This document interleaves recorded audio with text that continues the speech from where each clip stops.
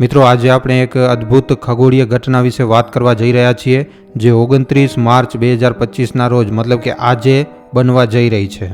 મિત્રો આપણે વાત કરી રહ્યા છીએ સૂર્યગ્રહણની જે આજે લાગવાનું છે।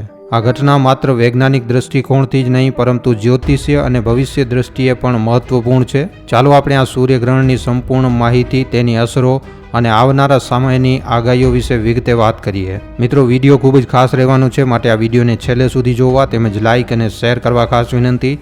મિત્રો સૌથી પહેલાં તો આપણે જાણીએ કે સૂર્યગ્રહણ શું છે અને 29 માર્ચ 2025નું ગ્રહણ કેવું છે। સૂર્યગ્રહણ એ એક ખગોળીય ઘટના છે જેમાં ચંદ્ર, પૃથ્વી અને સૂર્યની વચ્ચે આવી જાય છે અને સૂર્યના પ્રકાશને આંશિક અથવા તો સંપૂર્ણ રીતે અવરોધે છે। 29 માર્ચ 2025નું સૂર્યગ્રહણ એક આંશિક સૂર્યગ્રહણ છે, જેનો અર્થ એ થાય છે કે ચંદ્ર સૂર્યને સંપૂર્ણ રીતે ઢાંકશે નહીં, પણ ચંદ્રનો એક જ ભાગ સૂર્યને ઢાંકશે।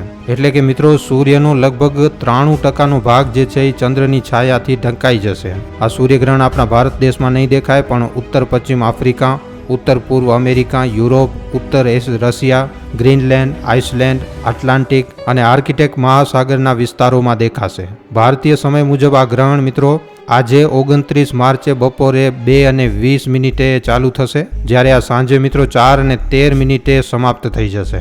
આ ગ્રહણ લગભગ 4 કલાક સુધી ચાલશે, પણ ભારતમાં તેની દૃષ્ટિ સીધી ન હોવાથી આ ભારત ઉપર આની સીધી કોઈ અસર નહીં થાય। વૈજ્ઞાનિક દૃષ્ટિકોણથી સૂર્યગ્રહણનું મહત્વ, ખગોળશાસ્ત્રીઓ માટે સૂર્યગ્રહણ એક મહત્વની ઘટના છે, કારણ કે તે સૂર્યના બાહ્ય વાતાવરણને અભ્યાસ કરવાની તક આપે છે, જે સામાન્ય રીતે સૂર્યના તેજને કારણે જોવું મુશ્કેલ હોય છે। વૈજ્ઞાનિકો આ ઘટનાનો ઉપયોગ સૂર્યની પ્રવૃત્તિઓ, સોલર ફ્લેર્સ અને ચંદ્રની ભ્રમણ કક્ષાના અભ્યાસ કરવા માટે કરશે। આ ગ્રહણ દરમિયાન નાસા અને અન્ય સંસ્થાઓ દ્વારા લાઈવ પ્રસારણ પણ કરવામાં આવશે, જેથી વિશ્વભરના લોકો આ અદ્ભુત ઘટનાને જોઈ શકે। જો તમે આ ગ્રહણને જોવા માંગતા હો તો યાદ રાખજો કે સૂર્યગ્રહણને ખુલ્લી આંખે જોવું જોખમી છે। તેના માટે ખાસ સોલર ગ્લાસીસ, ટેલિસ્કોપ અને કાં તો પછી પિન હોલ પ્રોજેક્ટનો ઉપયોગ કરવો જરૂરી છે। જો આવું નહીં કરવામાં આવે તો મિત્રો આંખોને નુકસાન થઈ શકે છે। હવે આપણે જાણીએ જ્યોતિષી દૃષ્ટિકોણ અને રાશિઓ ઉપર આનું। વૈદિક જ્યોતિષ મુજબ 29 માર્ચનું સૂર્યગ્રહણ મીન રાશિમાં અને ઉત્તર ભાદરપદ નક્ષત્રમાં છે। આ ગ્રહણ ભારતમાં દેખાશે નહીં, તેથી તેનું સૂતક કાળ અહીં લાગુ નહીં પડે। જો કે જ્યોતિષીય રીતે તેની અસર વૈશ્વિક સ્તરે અને વ્યક્તિગત રાશિઓ ઉપર જોવા મળશે। મીન રાશિ આધ્યાત્મિકતા, સંવેદનશીલતા અને પરિવર્તનનું પ્રતીક છે, તેથી આ ગ્રહણ લોકોના જીવનમાં નવા વિચારો, નવી જવાબદારીઓ અને કેટલીક ભ્રમણાઓના લીધે નુકસાનની સ્થિતિ લાવી શકે છે। મેષ રાશિની વાત કરીએ તો આ ગ્રહણ તમારા માટે નવી શરૂઆતનો સંકેત આપે છે। તમને નવા પ્રોજેક્ટ કે ઉદ્યોગો શરૂ કરવાની ઉર્જા મળશે। લક્ષ્યો નક્કી કરવા અને તેને હાંસિલ કરવા માટે આ સમય શ્રેષ્ઠ રહેશે। વૃષભ રાશિ તમારા માટે આ ગ્રહણ આંતરિક શાંતિ અને આધ્યાત્મિકતાનો વિકાસનો સમય લાવશે। જૂના ભૂતકાળના મુદ્દાઓનો સામનો કરવો પડી શકે છે। મિથુન રાશિ તમારા માટે કારકિર્દીમાં નવી તકો મળશે, પણ નિર્ણયો લેતી વખતે સાવધાની રાખવી, સંબંધોમાં સંતુલન જાળવવું જરૂરી છે। કર્ક રાશિ તમારા માટે વ્યવસાય અને વ્યક્તિગત જીવનમાં સફળતાની તકો છે। નોકરી બદલાવા કે નવા પ્રોજેક્ટ શરૂ કરવા માટે સારો સમય છે। સિંહ રાશિ સંબંધોમાં તણાવ, નાણાકીય નુકસાન અને કામમાં અસ્થિરતાનો સામનો કરવો પડી શકે છે। આ સમય દરમિયાન તમને ખાસ ઉતાવળા નિર્ણયોથી બચવું જોઈએ। કન્યા રાશિ નોકરી શોધનારાઓ માટે સામાન્ય અસર રહેશે। લક્ષ્યોની સમીક્ષા કરીને યોજના બનાવવાનો સમય છે। તુલા રાશિ સંબંધોમાં સુધારો અને પ્રેમમાં નવી શક્યતાઓ, નવો વ્યવસાય શરૂ કરવા માટે સારો સમય છે। વૃશ્ચિક રાશિ જીવનમાં નાના મોટા ફેરફારો થશે, નવી તકોનો લાભ લેવો અને સ્વાસ્થ્ય ઉપર ધ્યાન રાખવું। ધનુ રાશિ કામ અને નાણાકીય મુશ્કેલીઓ આવી શકે છે, ધીરજ રાખવી અને નવા શોખ અપનાવવા। મકર રાશિ વ્યક્તિગત અને વ્યવસાયિક જીવનમાં ફેરફાર થશે, રોકાણમાં સાવધાની રાખવી।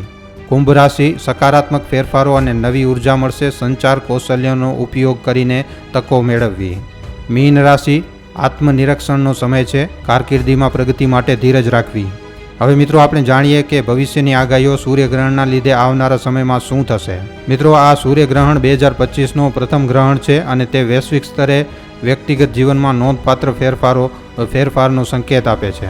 ચાલો મિત્રો કેટલીક ભવિષ્યની આગાહીઓ જોઈએ। સૌથી પહેલા વૈશ્વિક સ્તરે શું ફેરફારો થશે। મિત્રો પર્યાવરણ, આ ગ્રહણ પછી એપ્રિલથી જૂન 2025 દરમિયાન હવામાનમાં અધારણ્યા ફેરફાર થશે જોવા મળી શકે છે.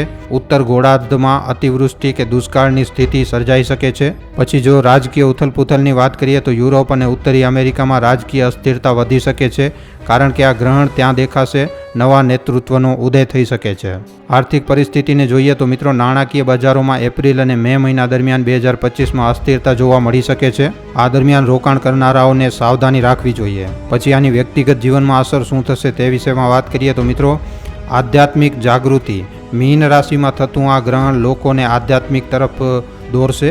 2025ના મધ્ય ભાગમાં ધાર્મિક પ્રવૃત્તિઓમાં વધારો થશે. સંબંધોની વાત કરીએ તો એપ્રિલથી જુલાઈ 2025 દરમિયાન સંબંધોમાં પરિવર્તન જોવા મળશે. કેટલાક માટે નવા સંબંધોની શરૂઆત થશે, જ્યારે કેટલાક માટે જૂના સંબંધોનો અંત આવશે. સ્વાસ્થ્ય વિષયમાં વાત કરીએ તો ગ્રહણ પછીના 3 મહિનામાં લોકોને નાની મોટી સ્વાસ્થ્ય સમસ્યાઓ જેમ કે નિદ્રાની સમસ્યા, તણાવ કે પાચન સંબંધિત તકલીફો થઈ શકે છે. ધ્યાન અને યોગને અપનાવવાથી ફાયદો થશે.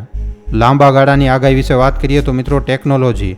2025ના અંત સુધીમાં ટેકનોલોજીમાં નવી શોધો જોવા મળશે, ખાસ કરીને નવી ઉર્જાના સ્ત્રોત અને અવકાશ સંશોધનમાં.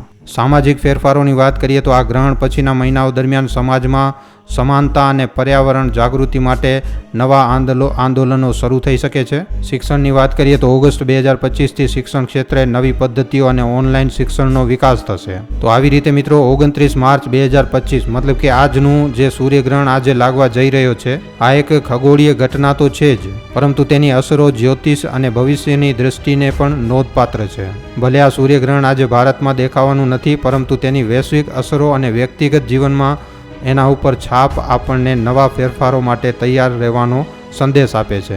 આ ગ્રહણને સુરક્ષિત રીતે જોવા માટે યોગ્ય સંસાધનોનો ઉપયોગ કરો અને તેની ઉર્જાને સ્વીકાર કરી અને આગળ વધો. તો મિત્રો, આજે 2 વાગ્યા પછી જે સૂર્યગ્રહણ લાગવા જઈ રહ્યો છે એના ઉપર તમારા શું અભિપ્રાય છે, તમારું શું કહેવું છે, અમને નીચે કોમેન્ટ સેક્શનમાં લખીને જણાવવા ખાસ વિનંતી. જો આ વિડીયો તમને સારો લાગ્યો છે તો વિડીયોને ખાલી તમારા સુધી સીમિત ન રાખતા તમારા મિત્રો સાથે, પરિજનો સાથે, વોટ્સઅપ ઉપર, ફેસબુક ઉપર, યુટ્યુબ ઉપર જેટલો બની શકે વધારેમાં વધારે આ વિડીયોને શેર જરૂર કરજો.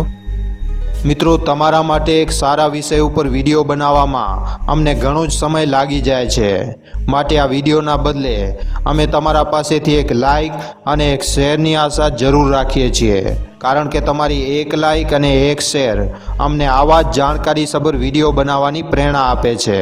માટે જો આ વિડીયો તમને પસંદ આવ્યો હોય તો આ વિડીયોને લાઇક કરીને તમારા મિત્રો અને પરિજનો સાથે શેર કરવા ખાસ વિનંતી. અને જો તમે અમારા ગુજરાતી દુનિયા નામના યુટ્યુબ ચેનલ ઉપર પહેલીવાર આવ્યા છો તો હમણાં જ આ ચેનલને સબસ્ક્રાઈબ કરી લેજો. સબસ્ક્રાઈબ કર્યા બાદ બાજુમાં જે બેલ આઇકન, જે ઘંટડીનું નિશાન આવે એને દબાવી નાખજો, જેનાથી અમારા દરેક વિડીયોની જાણકારી તમને નોટિફિકેશનના માધ્યમથી મળતી રહે. આખો વિડીયો જોવા બદલ આભાર. હવે આપણે મળીશું એક આવા જ નવા જાણકારીસભર વિડીયોમાં. ધન્યવાદ.